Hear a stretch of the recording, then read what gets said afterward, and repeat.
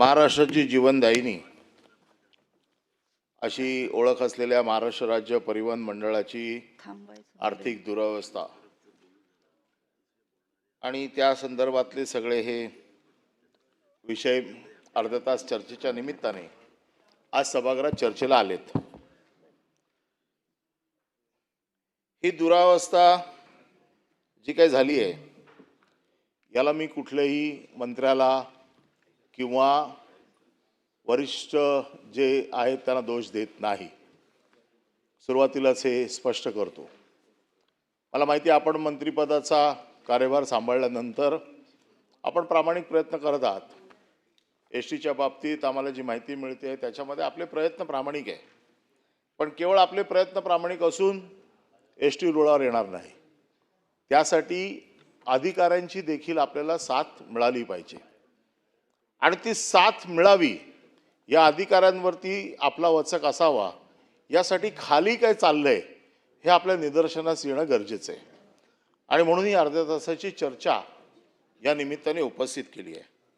सभापती महोदय, एसटी ही महाराष्ट्राची जीवनवाहिनी आहे।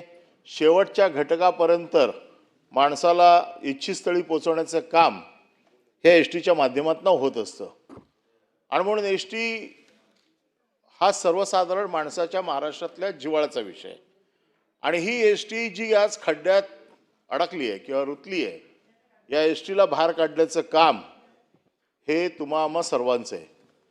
मग यासाठी काय करायला पाहिजे, यासाठी कुठे लक्ष द्यायला पाहिजे? एसटीत खालच्या लेवलला अधिकाऱ्यांच्या माध्यमातून होत असलेला प्रचंड भ्रष्टाचार हा रोखणं गरजेचं आहे। या बाबतीत वारंवार आम्ही आपल्याला कळवतोय की या पद्धतीचा भ्रष्टाचार चाललाय, या पद्धतीची, कारण आज परिस्थिती अशी आहे की एसटी कर्मचाऱ्यांना पगार देण्यासारखी परिस्थिती नाही आहे। आज आपला जवळजवळ या गेल्या फक्त 2 वर्षाचा तोटा जवळजवळ 993 कोटी रुपये इतका आपला जो संचित तोटा आहे, हा संचित तोटा जवळपास 10,962 कोटी रुपयाचा आपला संचित तोटा आतापर्यंत झाला आहे। आता एवढ्या मोठ्या तुटीतनं ही जर एसटी बाहेर काढायची असतील तर आपल्याला कडक उपाययोजना कराव्या लागतील, आपल्याला कडक धोरणं स्वीकारावे लागतील।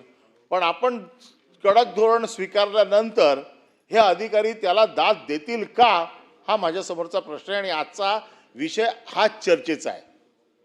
महामंडळाचे अध्यक्ष म्हणून आपली जबाबदारी आहे की ही एसटी पुन्हा रुळावर आणण्याची, परंतु मागच्या महाविकास आघाडीच्या सरकारमध्ये एसटी रुळावर आणण्याचा मी देखील प्रयत्न केला, परंतु राजकारणाच्या माध्यमातून एसटी कामगारांना भडकवून, एसटी कामगारांना शासकीय सेवेत घेण्याचं आमिष दाखवून 5 महिन्याचा संप घडवून आणला। आज एसटीचं एका दिवसाचं नुकसान म्हणजे एसटीच्या कर्करोगाची गाठ वाढण्यासारखं आहे आणि 5 महिने एसटी बंद ठेवण्याचं काम आता या सभागृहात एक आहेत, खालच्या सभागृहात एक गेलेत आणि यांचे नेते सदावर्ते यांनी केलं। कुठे गेले सदावर्ते, कुठे गेले खोत, कुठे गेले पडळकर? नाही, कुठे गेले म्हणजे बाहेर गेले, ते बोलवायचंय त्याला। आता विषय असा आहे, आता एसटी कर्मचाऱ्यांच्या बाबतीत त्यांना कुठलं दुःख होत नाहीये। आता एसटी कर्मचाऱ्यांना शासकीय सेवेत घेतलं पाहिजे असं त्यांना वाटत नाहीये। विरोधी सरकार असताना त्यांना असं वाटत होतं की नाही, एसटी कर्मचाऱ्यांना सरकारी सेवेमध्ये घेतलंच पाहिजे। आता त्यांची वाचा कुठे गेली? आता त्यांचा आवाज काय येत नाहीये?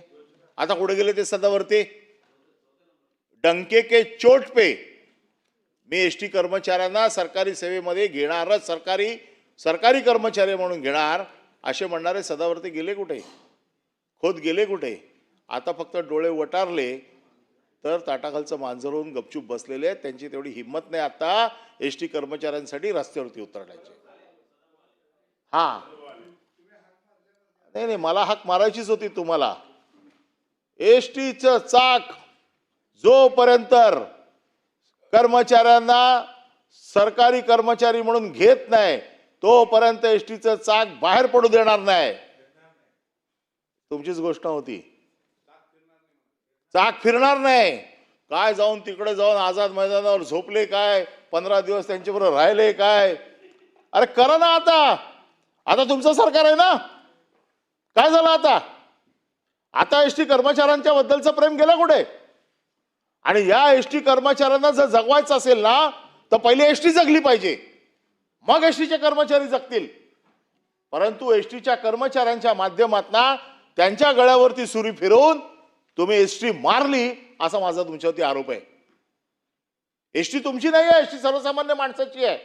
परंतु तुम्ही राजकारणासाठी मारली. तुमचं राजकारण, तुमच्या राजकारणाच्या पोळ्या शेकाव्यात म्हणून तुम्ही एसटी कर्मचाऱ्यांचा बळी घेतला. आज हजारो एसटी कर्मचारी आज कर्जबाजारी झालेत. ते तुमच्यामुळे झालेले आहेत. कारण तुम्ही त्यांना 5 महिने देशोधडीला लावलं, 5 महिन्यांचा पगार मिळाला नाही.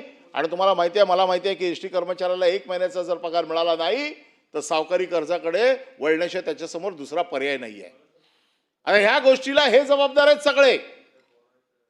आणि ह्यांची जबाबदारी आता घेण्याला कोणी हिम्मत नाही यांची. कारण ह्यांची राजकीय पोळी शेकून झाली. कसले एसटी कर्मचारी, कोण एसटी कर्मचारी, आता काय त्यांच्याशी घेणं देणं आहे.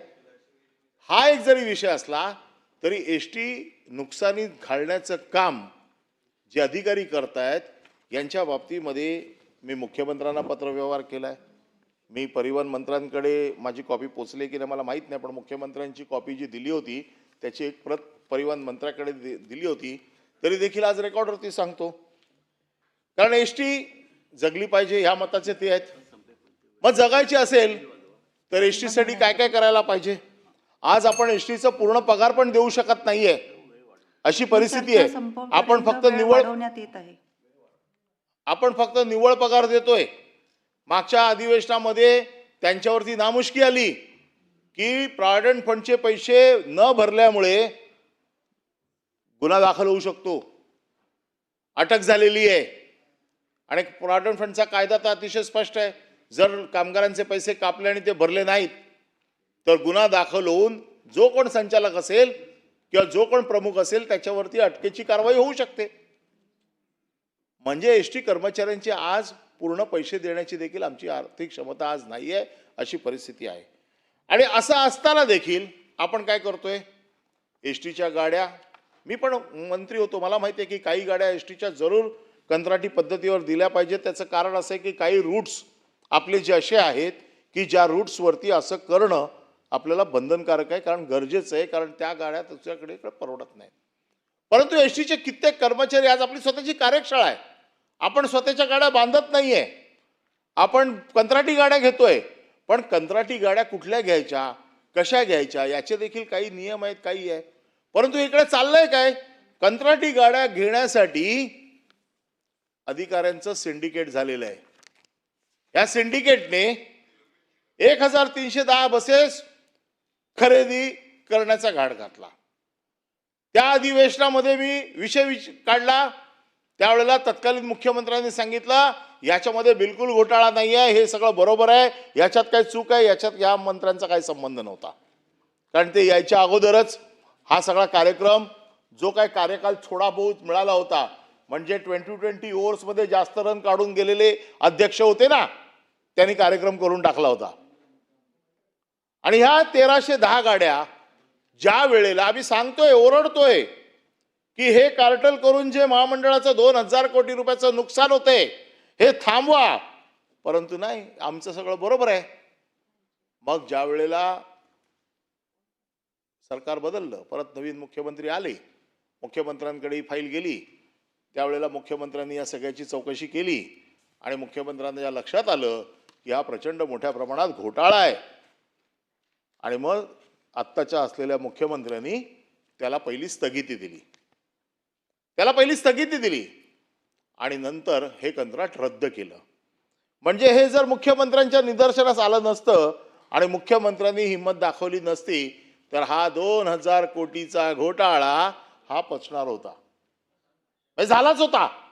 फक्त केवळ आत्ताच्या मुख्यमंत्र्यांनी तो थांबवला म्हणून हे थांबवलं. या बाबतीत जे जबाबदार अधिकारी आहेत, मुख्यमंत्र्यांनी इकडे कबूल केलं होतं की जे जबाबदार अधिकारी आहेत या जबाबदार अधिकाऱ्यांवरती आम्ही कारवाई करू. मी गेले कित्येक दिवस त्याचा पाठपुरावा करतोय, परंतु आजपर्यंत कुठलाही या अधिकाऱ्यावरती चौकशी किंवा कारवाई झालेली नाही. मला या चर्चेच्या निमित्ताने पुन्हा एकदा मुख्यमंत्र्यांना आणि परिवहन मंत्र्यांना विचारायचं आहे की ज्या वेळेला मुख्यमंत्री स्वतः याच्यात म्हणतायत की ह्याच्यात गडबड झालेली आहे आणि ही गडबड 2020 ओव्हर्समध्ये झालेली आहे. 2020 ओव्हर्समध्ये जे बसले होते त्यांनी पटापट पटापट पटापट मारले रन्स आणि मग कारवाई कोणावरती होणार?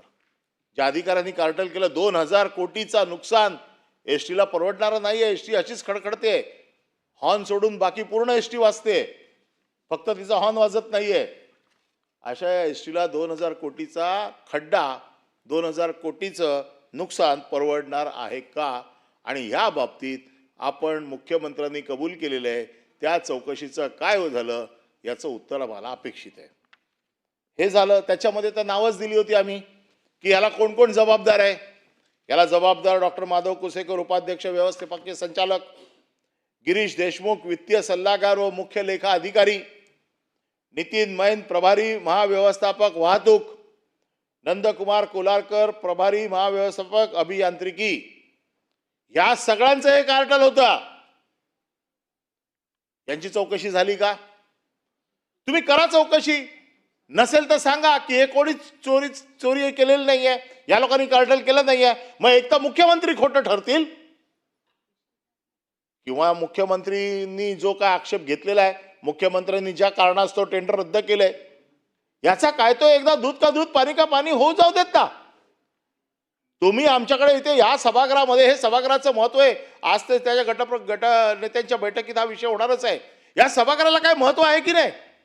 या सभागृहात जो प्रश्न विचारला जातो, ज्या वेळेला मुख्यमंत्री त्याचं उत्तर देतात आणि मुख्यमंत्री मान्य करतात भ्रष्टाचार झालाय, ते अधिकारी अजूनही सैल सोडलेत, त्या अधिकाऱ्यांवर आजही कुठली कारवाई नाहीये.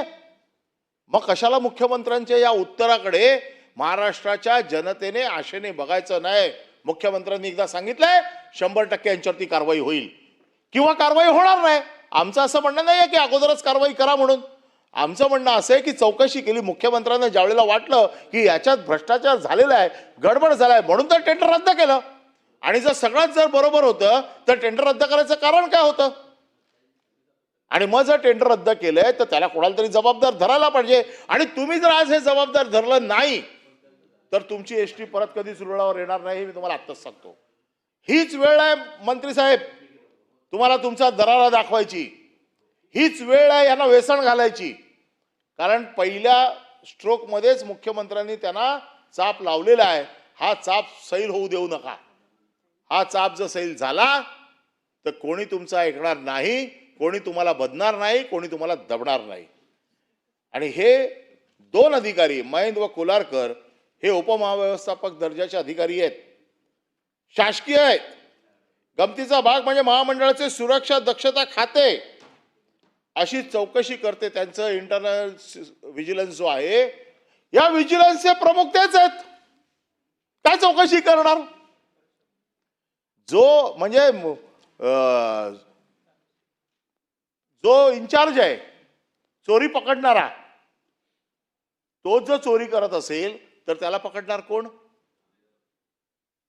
ठाणेदारच चोर निघाला, मग त्याला पकडणार कोण?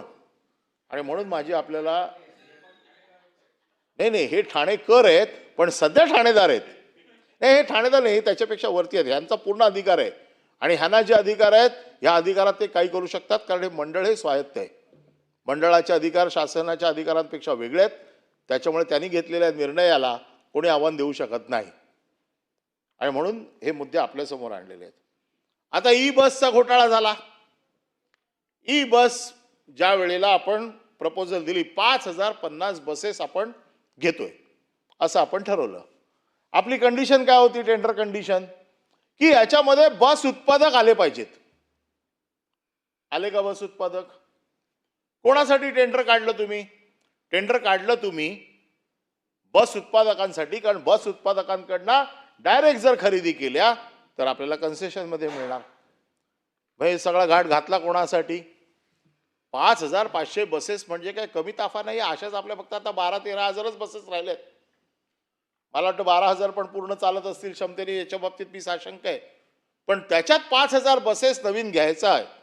महामंडळावरती प्रचंड मोठा आर्थिक ताण येणार आहे.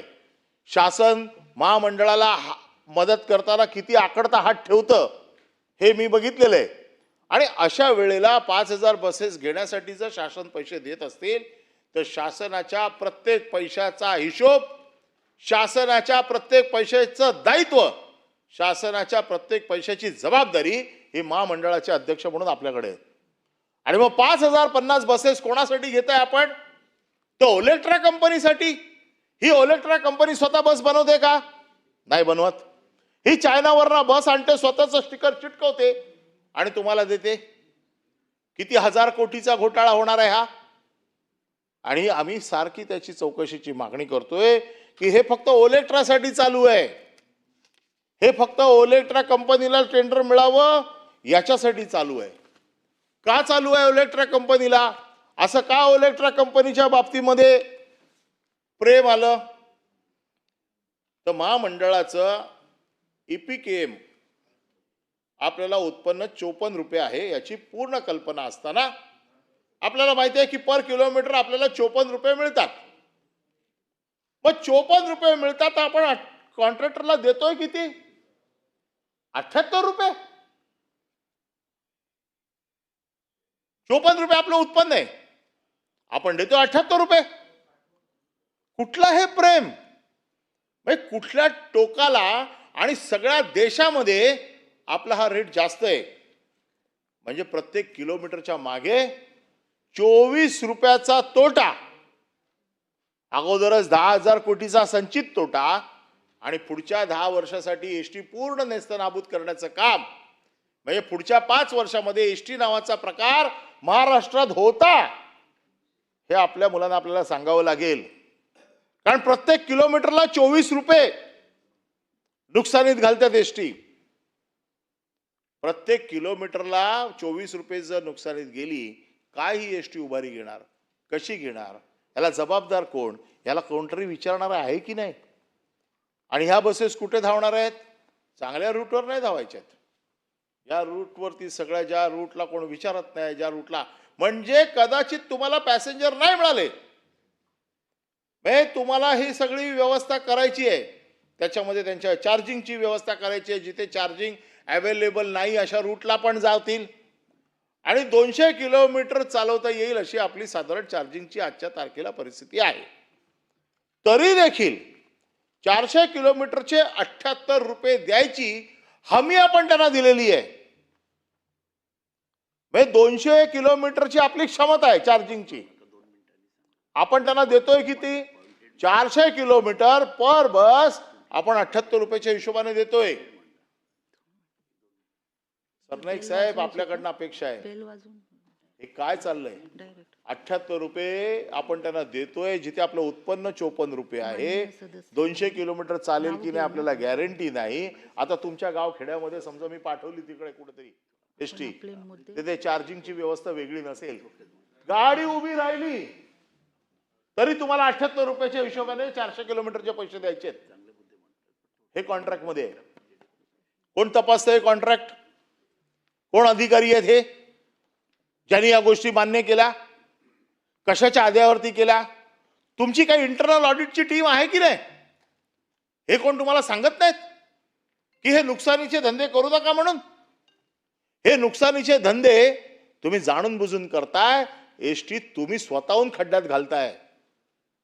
78 रुपये देऊन तुम्ही पूर्णपणे एसटीचा बंदोबस्त केलाय 22 किलोमीटरसाठी. म्हणजे कसं आहे, प्रत्येक बस जर 200 किलोमीटर धावली तर महामंडळाला 4,800 रुपये पदरचे भरावे लागतील. त्याशिवाय न धावताही 22 किलोमीटरसाठी 15,600 इतका भुर्दंड द्यावा लागेल. हे आकडे मी कुठून घेतलेत? हे आकडे मी त्यांच्या कॉन्ट्रॅक्टमधूनच घेतलेले आहेत. त्याच्यामुळे या आकड्याला काय आव्हान द्यायचा काय प्रश्न नाही आहे. नाही तर प्रत्येक गोष्टीत आजकाल डेमो द्यावा लागतो, पुरावे द्या. आणि असं आहे, जर एका बस मागे जर आपल्याला 20,400 रुपयाचं जर नुकसान होत असेल तर साहेब आपली एसटी कशी येणार? जसं मी काल प्रवीण दरेकरांच्या बाबतीत सांगितलं, खूप बिचारे मेहनत करतायत स्वयंविकासासाठी, पण हे झारीतले शुक्राचार्यांचे डोळे जोपर्यंत तुम्ही फोडत नाहीत, हे जोपर्यंत तुम्ही उडवत नाहीत, तोपर्यंत हे जे काय पाणी जे आहे ना तुम्ही भरताय ना शासनाचं, त्या झारीतनं बाहेर येणार नाही. हे सन्माननीय पाणी सदस्य अनिल परब साहेब, आपण खूप चांगलं बोलतायत, पण थोडंसं पॉइंटेड मुद्दे मांडा. इतरही आता हे भ्रष्टाचाराचे मुद्दे कसले आहेत? याला पॉइंटेड मुद्दे पॉइंटेड मांडा म्हणायचे आपले. नाही, याला आपल्या विधानसभेच्या भाषेत कुठला मुद्दा म्हणायचा? अर्ध्या तासाची चर्चा याच्यासाठीच लावलेली आहे. त्याचं कारण असं आहे की अर्ध्या तासाची चर्चा जेव्हा तुम्हाला सविस्तर बोलायचं असतं, जेव्हा तुम्हाला दुसरं आयुध उपलब्ध नसतं, जी विधान परिषदेच्या किंवा विधानसभेच्या 13 आयुधांमधलं जे शस्त्रधारी आहे, ज्याला बोला चांगलं आपण. टोक आहे, सन्माननीय सदस्य आपण बोला. ज्याला टोक आहे, असं हे आयुध आहे. आणि मी रणांगणातला सैनिक असल्यामुळे कुठलं शस्त्र कधी वापरायचं माझ्या अनुभवावरनं मला माहिती आहे, म्हणून ही अर्ध्या तासाची चर्चा लावली आहे. कारण 2.5 तासाच्या चर्चा ह्याच्यासाठी मंजूर होणार नाही, म्हणून ही अर्ध्या तासाची चर्चा लावली आहे. तेव्हा कृपया मला कुठल्याही गोष्टी सांगायच्या अगोदर जरा खाली बसलेल्यांना विचारा की हे करता येतं का.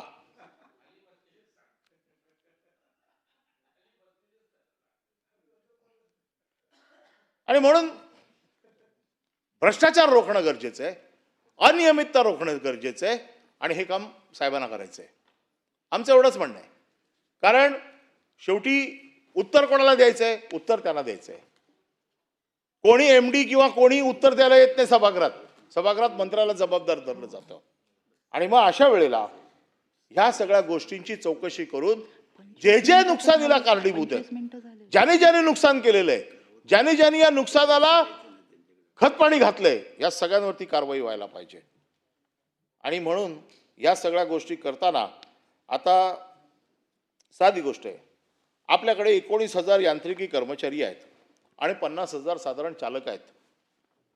आता आपला जो गुणोत्तर आहे हा 5.6 आहे.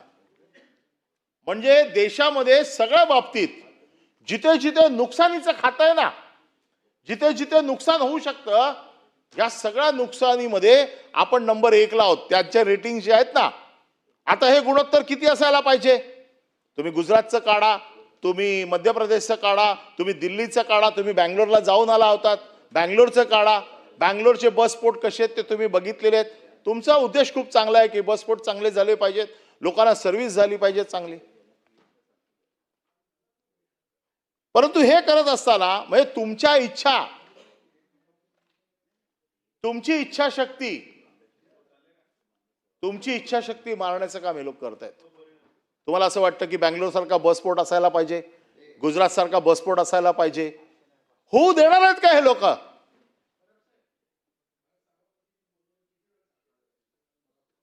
मला काय, मी 10 मिनिटात संपवीन.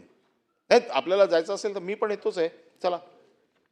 आणि म्हणून माझं म्हणणं असं आहे की ह्या सगळ्याची चौकशी, हा गुणोत्तर कसा सुधारायचा, हा गुणोत्तर खाली आणण्यासाठी आपल्याला काय काय करायला पाहिजे, या सगळ्या गोष्टींची आपल्याला काळजी घेतली पाहिजे. मी एवढंच सांगू इच्छितो की हे जे भ्रष्टाचाराचे स्तोत्र आहेत, हे पत्राची कॉपी मी आपल्याकडे पाठवतो, कारण वरून मला आदेश आलेला आहे, सभापतींचा आदेश उच्च असतो, तो मला नाकारता येत नाही. वाहतूक, भांडार, खरेदी, लेखा खातं अधिकारी करीत असलेली लूट. आपण सध्या टेक्नॉलॉजीमध्ये जगतोय. डिजिटलायझेशनचा प्रयत्न मी देखील केला होता. आज आपली जी काय सेंट्रल एजन्सीज ज्या आपल्या जिथून आपण खरेदी करतो, जिथे आपण सगळा काय लेखाजोखा, आजही आपल्याकडे एका डॅशबोर्डवरती सगळं नाही आहे. जर तुम्हाला असं वाटलं मंत्री म्हणून की मला बघायचंय की यवतमाळ डेपोमध्ये आपले किती टायर राहिले आहेत, किती भंगार आहे, काय आहे, आपल्याकडे आजही व्यवस्था नाही. साहेब, ती पहिली करा, त्याच्यावरती पैसे खर्च करा, ज्याच्यामुळे कंट्रोल येईल. हे सगळे संस्थानिक झालेत आपापल्या डेपोचे, हे सगळे माजलेत तिथे बसून. त्यांना असं वाटतं आम्हाला विचारणारं कोण नाहीये. मंत्री म्हणून तुमच्या डॅशबोर्डवरती अख्ख्या महाराष्ट्राचा लेआउट असला पाहिजे. तुम्हाला कळलं पाहिजे एका क्लिकवरती की कुठल्या डेपोमध्ये किंवा कुठल्या भांडारामध्ये काय आहे, किती सामान विकलं जातंय, भंगार विकलं जातंय, कार्टेल करून खरेदी केली जाते. अधिकार कितीचे होते? अधिकार होते 50 लाखाचे. ते 5 कोटीपर्यंत वाढवून घेतलेत. कोणी मान्यता दिली? आपण दिली मान्यता महामंडळाने? महाव्यवस्थापकांना जो का अधिकार होता तो वाढवून घेताना आपण त्याला मान्यता दिली का? आणि जर अशी मान्यता दिली नसेल तर अधिकाराचं उल्लंघन आहे की नाही हे देखील आपण मला सांगावं. आणि मग त्या खात्याचे जे कोण आहेत या भांडार अधिकाऱ्यांच्या अनिर्बंध भ्रष्टाचारामुळे त्या खात्याचे तत्कालीन महाव्यवस्थापक वैभव वाकडे यांच्या विरुद्ध भ्रष्टाचाराच्या तक्रारीची व छत्रपती संभाजीनगर वरिष्ठ भांडार अधिकारी श्रीमती प्रियदर्शनी वाघ यांची बेहिशोबी मालमत्ता प्रकरणी लाचलुचपत खात्याकडनं उघड चौकशी सुरू झालेली आहे. आरोप काय त्यांच्यावरती? म्हणजे हे तर मी आरोप कामगारांकडनं ऐकलेत की ते दोघे पैसे घेतात, जे 2 अधिकाऱ्यांवरती उघड चौकशी चालू आहे, आणि बाई काय घेतात? सोनं. आता काय करायचं? हे सगळे अधिक म्हणजे कामगारांचे आरोप आहेत, संघटनांचे आरोप आहेत, आणि ते लोक सांगतात आम्हाला चौकशीला बोलवा, आम्ही सांगतो. तुम्ही चौकशीला बोलवा तर खरं आम्हाला, परंतु कोणी त्याची दाद घेत नाही. लाचलुचपत खात्याकडे तक्रारी केलेल्या आहेत, त्याची चौकशी चालू झाली आहे, त्यांची चौकशी चालू झाली आहे, पण आपली चौकशी होत नाहीये. का नाही आपली चौकशी होत? आपल्याकडे डिपार्टमेंट आहे, आपल्याकडे एक IPS लेवलचा अधिकारी असतो. या अधिकाऱ्याचं काम काय? या अधिकाऱ्याचं काम हेच आहे की महामंडळामध्ये जो काय भ्रष्टाचार चाललेला आहे, जो काय चोऱ्या चाललेल्या आहेत, महामंडळामध्ये जे काय अनधिकृत काम चालू आहे याला आळा घालण्याचं काम त्या व्हिजिलन्सवाल्यांचं असतं. त्या व्हिजिलन्सचा एक अधिकारी IPS दर्जाचा असतो, तो पनिशमेंट पोस्ट म्हणून बघतो त्याच्याकडे. त्याला काही इच्छा नसते, कारण त्याला माहिती आहे की वरून मला काही मदत मिळणार नाहीये, तर आपण तरी कशाला याच्यात हात घाला. आणि ज्या अधिकाऱ्यांकडनं हे सगळे चौकशी चालू आहे ज्यांच्याकडनं, त्यांची चौकशी आपल्याकडनं पण व्हायला पाहिजे, आपण पण बघायला पाहिजे त्यांच्याकडे.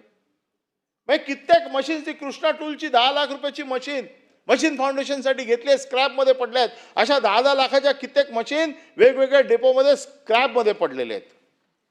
आणि म्हणून अशा सगळ्या ज्या स्क्रॅपमध्ये पडलेल्या मशीन्स त्या का घेतल्या, कशासाठी घेतल्या, याचा काय उपयोग, कोणाच्या शिफारसीने घेतल्या, मंडळाचं त्याला अप्रुव्हल आहे की नाही, या सगळ्या गोष्टींमध्ये आपण लक्ष देणार आहोत की नाही? वेगवेगळ्या वेळेला विधानसभेमध्ये, विधान परिषदेमध्ये हे प्रश्न येतात. आता खाली जो विधान परिषदेमध्ये प्रश्न विचारला गेला होता त्या उत्तराला शासनाने 3 अधिकाऱ्यांची उघड चौकशी चालू केली. जयेश बामणे उपमहाव्यवस्थापक नियोजन, वीरेंद्र कदम उपमहाव्यवस्थापक माहिती तंत्रज्ञान, प्रियदर्शनी वाघ वरिष्ठ भांडारक छत्रपती संभाजीनगर.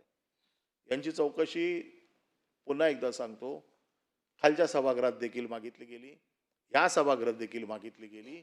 अजूनही यांच्या चौकशीच्या बाबतीमध्ये कोणी काही उत्तर देत नाही. हे झालं भांडार, हे झालं गाड्या खरेदी, हे झालं भ्रष्टाचाराचं मूळ स्तोत्र. परंतु वाहतूक खातं त्यांचं जे आहे, जे ट्रॅफिक मॅनेजमेंट, हे देखील भ्रष्टाचारात बुडलंय. तुमचे रूट्स ठरवण्याचं काम ते करतं. हे रूट्स सगळे प्रायव्हेट जे चालवणारे आहेत त्याला अलाइन करून केलेले आहेत. जोपर्यंत त्यांच्या बसेस सुटत नाहीत तोपर्यंत यांच्या बसेस सुटत नाहीत. मी किती बसेस डेपोवरती त्यावेळेला स्वतः जाऊन बघितलं होतं, त्यांच्या शीट्स बघितल्या होत्या, त्यांच्यावरती कसं काम होतं ते बघितलं. मी छाती ठोकपणे सांगू शकतो, हे सगळे तिकडचे जे डेपो मॅनेजर असतील किंवा डेपोचे जे प्रमुख असतील, ह्या सगळ्यांचं सगळं दुकान व्यवस्थित चालू आहे. कशी ST येणार प्रॉफिटमध्ये?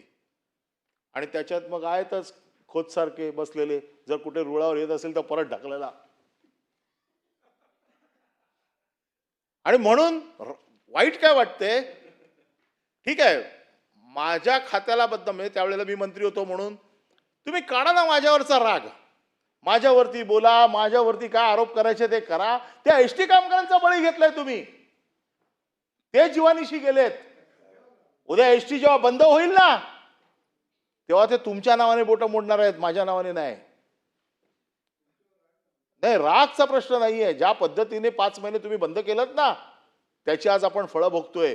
एक तर नुकसान त्याच्यात अधिक नुकसान या वाहतूक खात्यावरती साहेब तुम्हाला प्रथम लक्ष घालावं लागेल, कारण ह्याची ट्रॅफिक मॅनेजमेंट, याची रूट मॅनेजमेंट जर तुम्ही व्यवस्थित केली तर आजही एस टीला मानणारे लोक आहेत.